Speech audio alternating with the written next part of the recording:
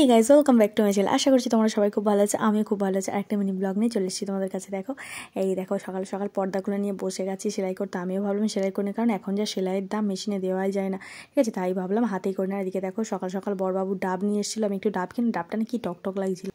তারপর দেখো রান্না টান্না সেরে স্নান টান করে এসছে। আর এই ফুলগুলো হচ্ছে আমার বড়বাবুর কাছে পাঠিয়ে দিয়েছে একটা দিদিকে চেয়ে রেখেছিলাম, কারণ কালকে আছে রাধা অষ্টমী, সেই জন্য রাধারানীর জন্য এই ফুলগুলোকে আমি দিদির থেকে চেয়েছিলাম। দিদির বড় গাছ আছে, বুঝেছো। আর কি মিষ্টি একটা সেন্ট ছাড়ছিল, তোমাদেরকে কি বলবো, দারুণ লাগছিল। আর দেখো কত সুন্দর লাগছে দেখো। আর সেই জন্য ভাবলাম দুটো নিয়ে চলো আজকে পুজো করি। আজকে দেখো আমার জবারানি থেকে একটা জবা তুললাম, আর এই বেল গাছ থেকে একটা বেল পাতা পেরে নিলাম। তারপরে দেখো এদিকে বাসনগুলো মাজতে চলে গেছিলাম। আর তোমরা না বাসন যদি পরিষ্কার না হয়, এই ডুম্বুর পাতা মাটি দিয়ে ভালো করে মাজবে, দেখো খুব সুন্দর পরিষ্কার হয়ে যায়।